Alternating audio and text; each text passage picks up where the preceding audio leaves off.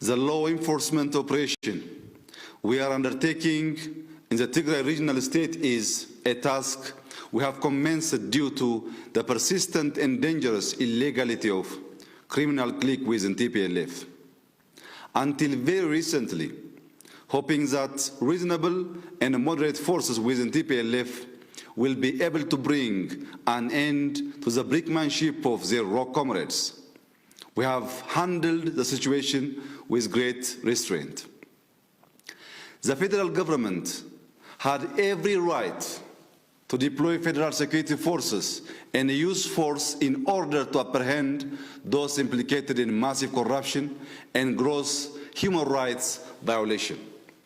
However, we and other independent entities continue to urge the regional government for months to respect and enforce federal laws.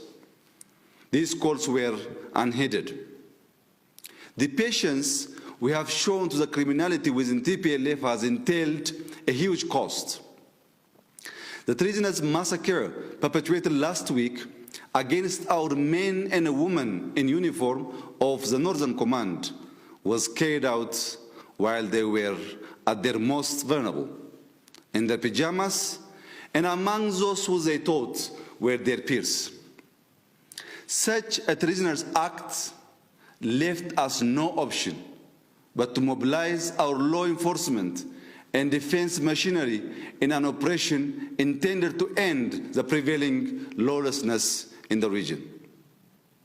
Considering the complexity of this law enforcement operation in the Tigray region, in the past few days, we have been able to accomplish the following three key milestones.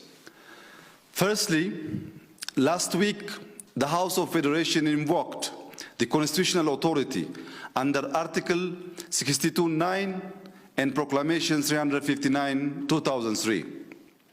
Accordingly, it instructed the federal government to take all necessary measures to reverse the state of affairs in the Tigray region that are posing a grave danger to the constitutional order.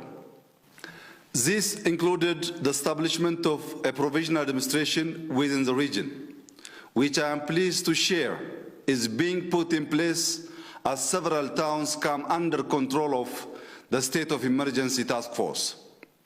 Secondly, the heroic Ethiopian National Defense Forces foiled and repelled the plan of the TPLF clique from taking control of some of the military bases and depots of the Northern Command. We have also been able to neutralize the heavy and long-range weaponry that the criminal elements within TPLF managed to acquire previously. The National Defense Forces' liberation of the western part of Tigray from TPLF's grip is a victory for the Ethiopian soldiers of the Northern Command that faced gruesome and fatal attacks. It is a victory for the innocent civilians of Maikadra that were brutally massacred by TPLF forces this week. It is a victory for the peace-loving and hard-working people of Tigray who have been isolated from their fellow Ethiopians through the unceasing hate and fear propaganda of TPLF. Thirdly, it is also to be recalled that the federal government had launched several criminal investigations and brought charges for serious crimes in which the TPLF clique have been implicated. In order to ensure that a culture of impunity will not become the norm, we have continued to exert great effort to identify and apprehend those who have been involved in corrupt transactions and those that need to be held accountable for their crimes will soon be brought to justice. Overall, our concerted effort to ensure that rule of law will prevail in the Tigray region also focuses on recent crimes committed against the National Defense Force, the Republic, as well as the constitutional order. It should be noted that outrage against the Constitution or the constitutional order armed rebellion, attacks against the political integrity of the state, impairing the defensive power of the state, and high treason are all serious crimes under the laws of our land.